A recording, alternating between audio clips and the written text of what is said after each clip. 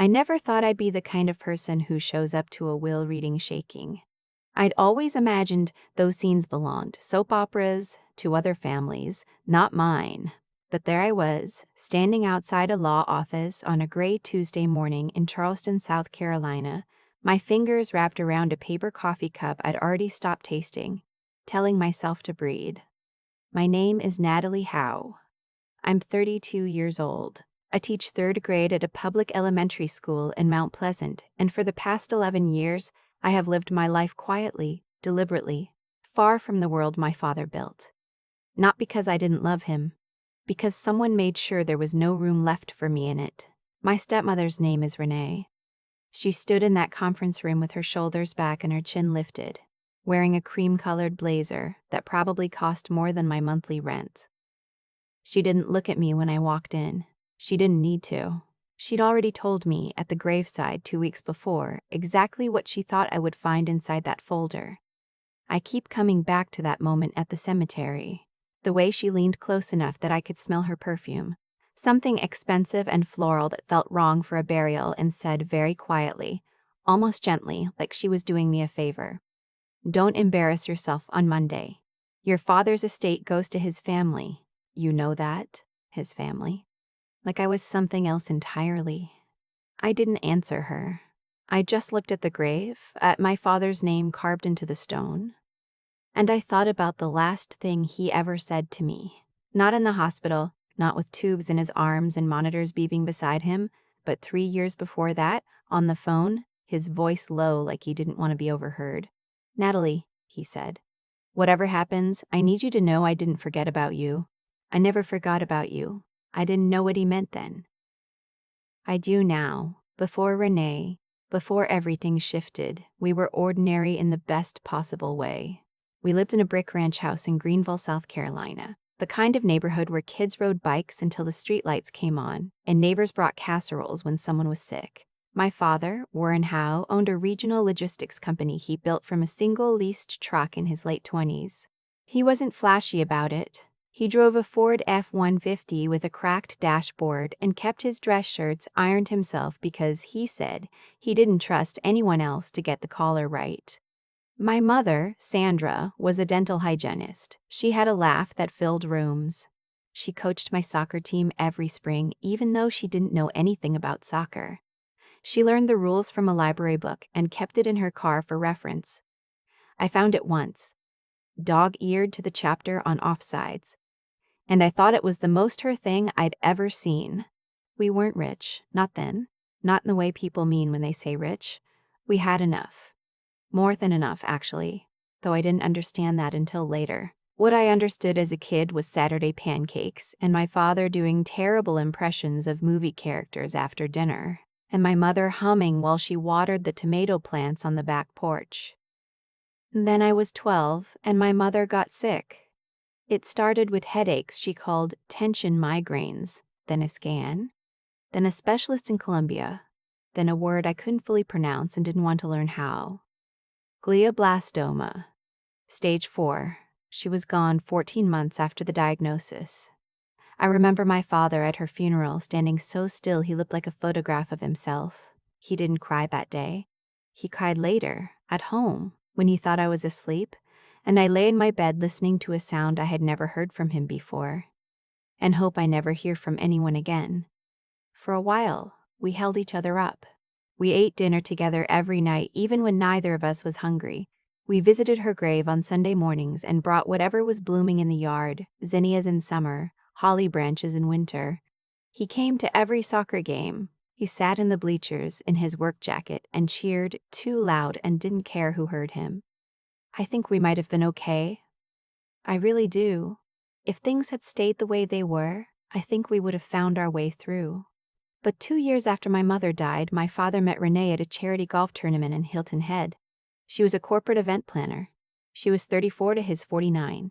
She had glossy dark hair and a confidence that read, from a distance, like warmth. He called me on a Sunday to tell me he'd been seeing someone.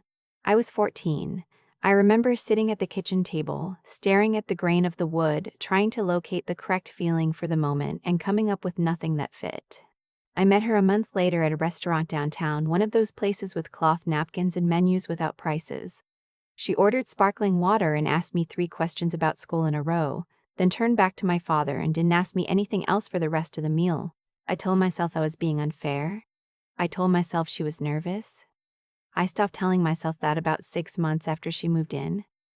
She redecorated immediately. Out went the quilts my mother had folded over the back of every chair. In came a color scheme she called elevated neutral, which meant everything was the color of wet sand and nothing was allowed to look lived in. My mother's garden was replanted with ornamental grasses.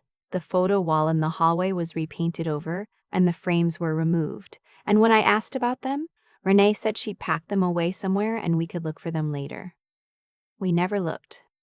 My father changed in small ways at first, ways I tried to explain away. He started going to the club for dinner on Friday nights instead of cooking. He talked more about investments and less about the business. He bought a boat he didn't know how to use.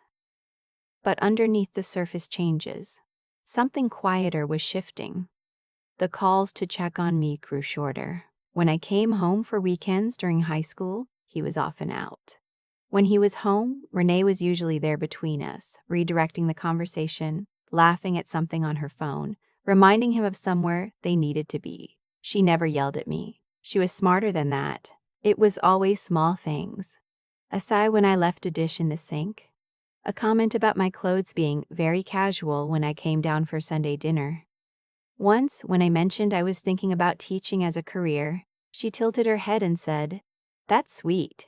Some people are really called to that kind of work," in a tone that made it sound like a consolation prize.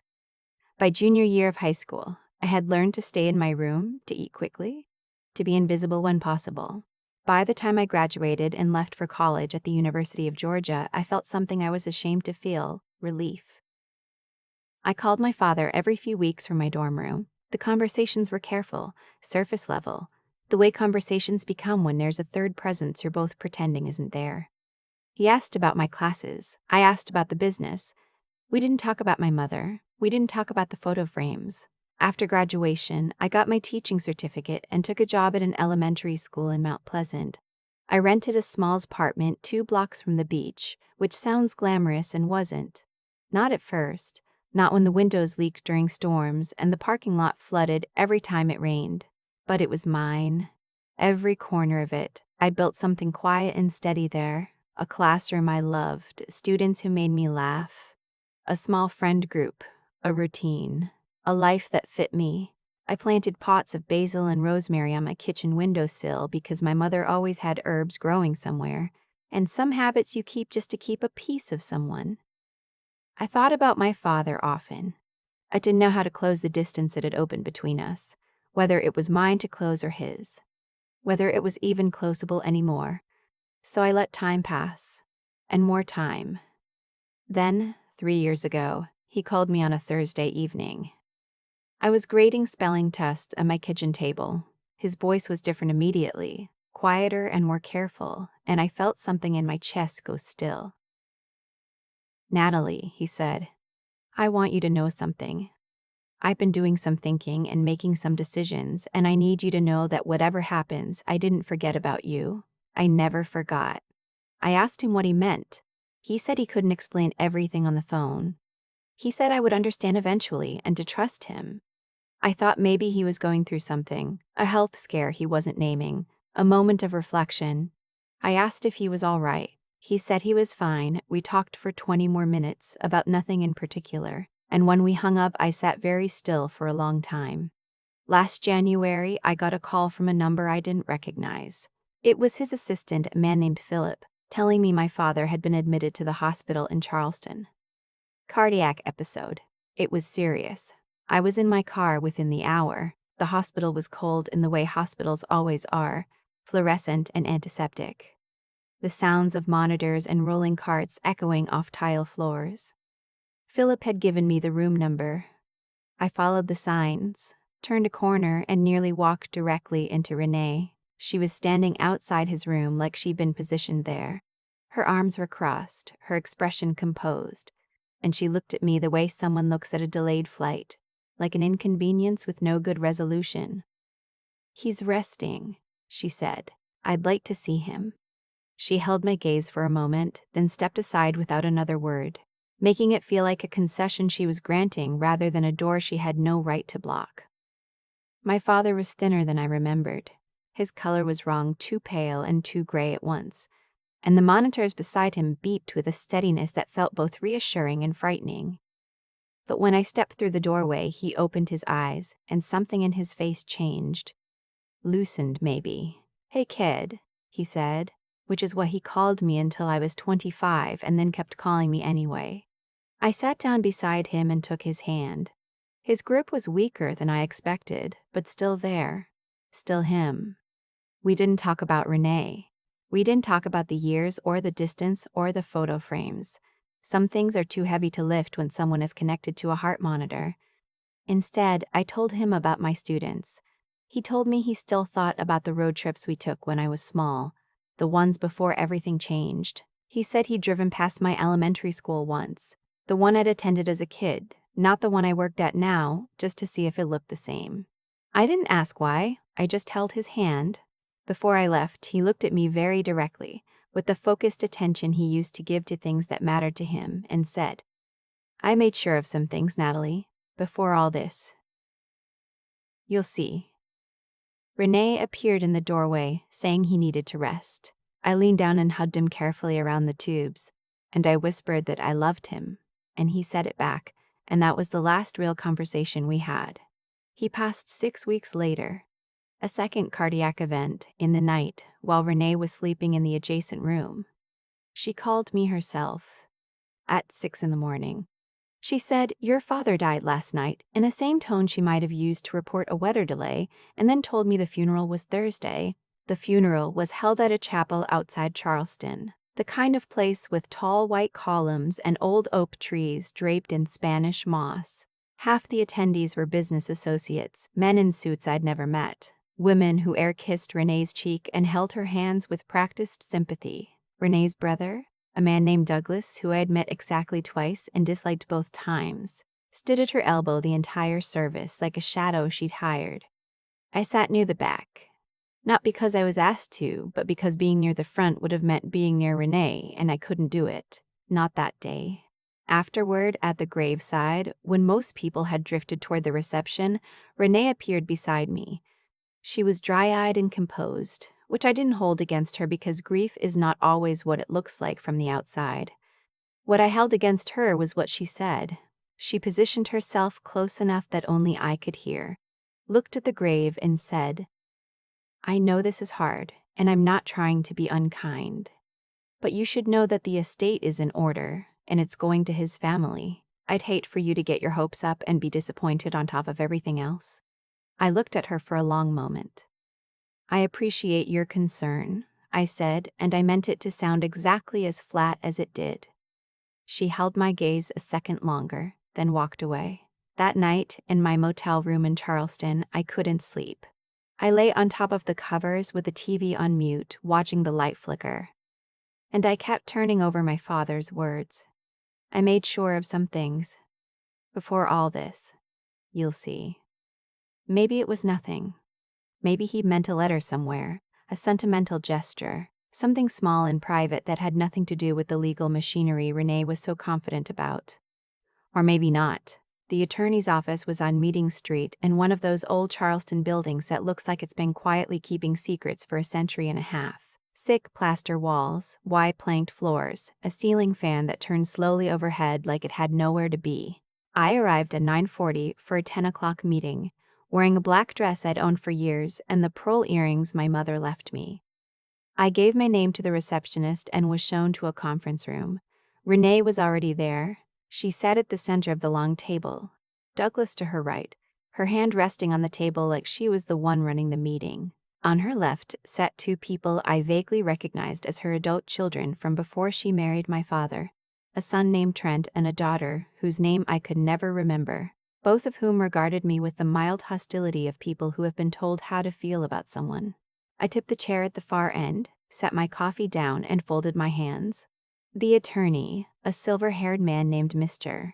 Calloway, who I had never met, came in from a side door, set a briefcase on the table, and greeted everyone with the efficient warmth of someone who has seen many families in rooms like this one. His eyes landed on me briefly, and something crossed his expression, not quite a smile, more like a thought he was keeping to himself. "Let's begin," he said. He opened the first folder. The room went quiet in the way that rooms do when the specific silence of money settles over everything. He read the will aloud in a steady, unhurried voice. The will, he explained, left the contents of my father's personal accounts, 2 vehicles and the family home in Charleston to Renee and, upon her passing, to her surviving children. He read the dollar amounts. He listed the property address. Renee uncrossed and recrossed her legs. Douglas made a small sound of satisfaction. Trent leaned back in his chair. I didn't react. I held my coffee cup in both hands and I waited, because something in me, something that had been waiting since that phone call 3 years ago, said this was not finished. Mr. Calloway turned a page. He cleared his throat once, not from nerves, but from the particular professionalism of a man about to deliver something he has been holding carefully for a long time. In addition to the foregoing, he said, I am obligated to present the following. He reached into his briefcase and produced a second folder, thicker than the first, with a separate set of documents, paper clipped at the front. 11 years ago, your father established a family trust. That trust was amended and finalized 3 years ago. He looked up, and this time he did smile. Just briefly, just enough. It is a revocable trust that became irrevocable upon his death. It is not subject to probate. Renee's posture shifted. Just slightly, like something had moved beneath the floor. The trust, Mr. Calloway continued, holds the entirety of Howe Logistics, including all company shares, all associated commercial real estate, 3 residential properties, the investment portfolio managed through First National Capital Advisors, and all accounts held thereunder. He paused. The current combined valuation of the trust is approximately $92 million. Douglas sat forward. And who? Mr. Calloway looked at me. The sole beneficiary, he said, is Natalie Howe. The room went very still. It lasted maybe 2 seconds, that stillness. Then Renee said no, in a voice I had never heard from her before, not controlled, not rehearsed, just raw. That's not possible, she said. He would have told me. I was his wife. I was there for all of it. Mr. Calloway slid copies of the trust documents across the table with the calm of someone who has anticipated every word of this conversation. My father's signature was on the last page of every section. I recognized the handwriting immediately. The way he always made his capital W too wide, like the letter itself was trying to say more than it was supposed to. This was established before your marriage, Mr. Calloway said to Renee, and amended at Mr. Howe's specific instruction 3 years ago. His intentions were clearly and repeatedly documented. Douglas was already on his phone. Trent's face had gone a particular shade that I associated with people who have just discovered something they were certain belonged to them does not. Renee sat very still, staring at the documents in front of her, and for just a moment I almost felt something for her, not sympathy exactly, but the recognition that this was real for her, this loss, even if what she'd been expecting to gain was never hers to begin with. I didn't say anything. I didn't have to. You manipulated him, Trent said, looking at me.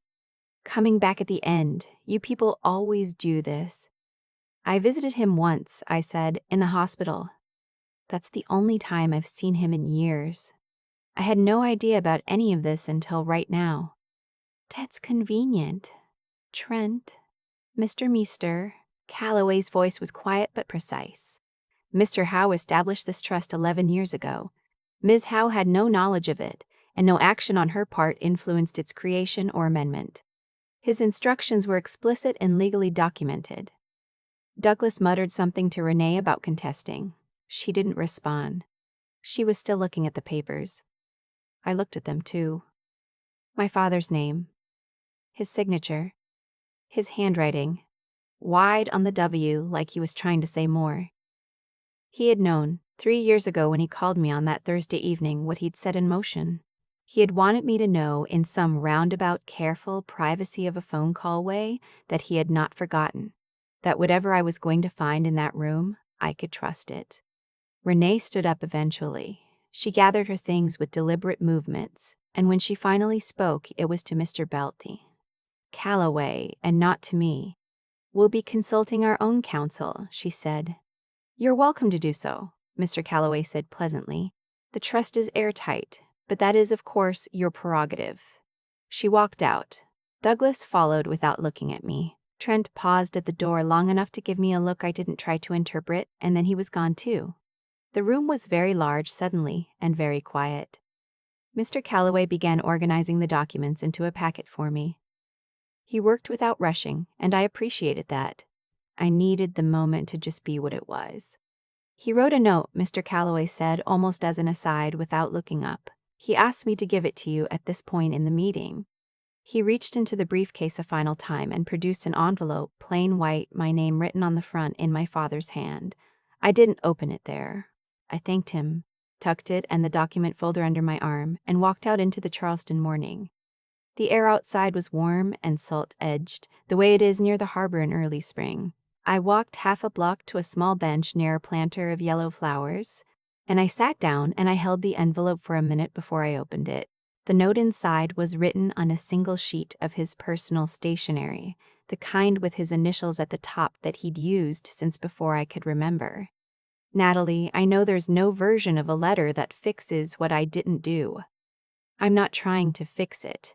I just want you to know that every good decision I ever made in business, I made thinking about what your mother would have done. She was practical and she was honest and she worked hard without needing anyone to see her do it. You are exactly like her. I noticed even when I wasn't paying enough attention. This is yours because you earned it by being who you are, not because you were in the right place at the right time. I trusted you with it a long time before I had the courage to tell you that. Take care of the people who work for you. That was always the thing I was most proud of. Love, Dad." I read it twice. The yellow flowers in the planter nodded slightly in the breeze. A woman walked past pushing a stroller, not noticing me, not needing to. I sat there for a while. I wasn't ready to move yet, and no one needed me to be. In the weeks that followed, I met with Mr. Calloway many times. I met with the leadership team at Howe Logistics, a group of people who had known my father for years and who looked at me with a mix of wariness and something I hoped was hope. I told them I wasn't there to dismantle anything. I told them I wanted to understand what they'd built before I said anything about where it was going. One of the senior managers, a woman who had been with the company for 19 years, shook my hand afterward and said, "That's what he always said too." I had to look away for a second. I kept teaching. The school year was still going, and my third graders had a science fair in April that I was not going to abandon for anything, including $92 million. I drove back to Mount Pleasant on Sunday nights and drove back to Charleston on Friday evenings. It was a lot of windshield time, and a lot of audiobooks, and a lot of gas station coffee, and I didn't mind any of it. I never heard from Renee directly after the meeting. Douglas sent a letter through a lawyer that arrived 3 weeks later. Mr. Calloway reviewed it and told me it had no legal standing and that I could disregard it. I did. I heard eventually, through my father's assistant Philip, who kept in touch out of what seemed like genuine loyalty to the family, that Renee had listed the Charleston house. I didn't track what happened after that. It wasn't my business, and I had too much of my own. My father's office was still intact when I finally went through it, 6 weeks after the will reading. He'd been a tidy person, organized in ways that felt like messages. Everything had a drawer. Everything was labeled. In the bottom left drawer of his desk, under a folder of old insurance documents, I found a photograph I had thought was gone. It was the one from my 7th birthday, the 3 of us in the backyard, my mother in her garden hat, my father holding the birthday cake at an angle that should have been catastrophic, but somehow wasn't, me in the middle with my eyes shut because I had just finished making a wish. The edges were soft, like it had been handled often. I set it on the desk where I could see it. My father had said, in the letter, to take care of the people who worked for him. That was what I held on to. Not the number, not the properties, not any of it really, but that instruction, which felt like the most him piece of everything he'd left behind. He had built something real, with people who depended on it. I was going to learn how to be worthy of that, one decision at a time. Every morning now, when I unlock the door to whatever room I'm walking into, whether it's a classroom or a conference room or my father's old office with the photograph back on the desk, I think about what he said on the phone that Thursday evening 3 years ago, when I was grading spelling tests and didn't know what was coming.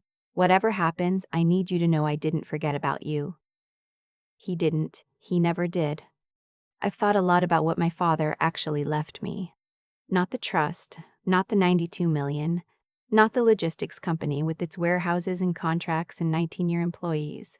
I mean what he actually left me. He left me a photograph I thought was gone, a note written on his personal stationery, a sentence on the phone, 3 years before he died when he could have said nothing and I never would have known the difference. That's the part I keep coming back to. He didn't have to tell me anything. He could have set the whole thing in motion and let it unfold without warning, and I would have walked into that conference room on Meeting Street with no frame of reference at all. But he called.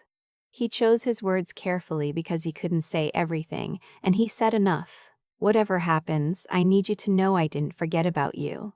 I think about Renee in that room, the way her posture shifted when Mr. Calloway produced the second folder. She had spent years being certain she knew how things worked, certain she understood the situation, certain that confidence and positioning and proximity to power were the same thing as having actually earned something. And I don't say that to be cruel to her, genuinely.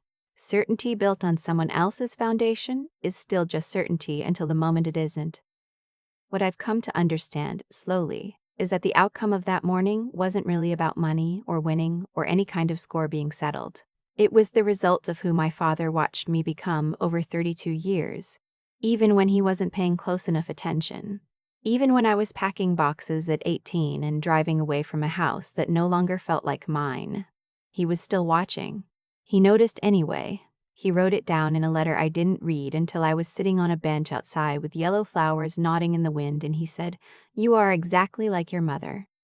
I spent a long time, most of my 20s, honestly, believing that the distance between us was permanent, that some things, once they drift apart, just stay that way. And maybe that would have been true if I had let bitterness be the thing that filled the space. But I didn't, not really. I kept teaching. I planted herbs on my windowsill because my mother always had herbs somewhere. I built something small and real in Mount Pleasant, and I showed up for it every single day without anyone watching or approving or rewarding me for it. That's the thing about integrity. It doesn't perform. It just keeps going whether or not anyone is in the room. My father saw that. He saw it from a distance, through short phone calls and years of silence, and he made his decision based on who I actually was, rather than who was standing closest to him. Renee got the house. She got 2 cars and a personal checking account and a lifetime of having been married to a man who built something remarkable. She walked out of that room having lost what she believed was hers. And I genuinely hope she finds a way forward that doesn't require taking something from someone else to feel secure. As for me, I drove back to Mount Pleasant on Sunday night with a document folder on my passenger seat and a letter in my bag, and I unlocked my classroom Monday morning and taught my 3rd graders about fractions. Because that's who I am. That was always who I was. My father knew it before I remembered to believe it myself.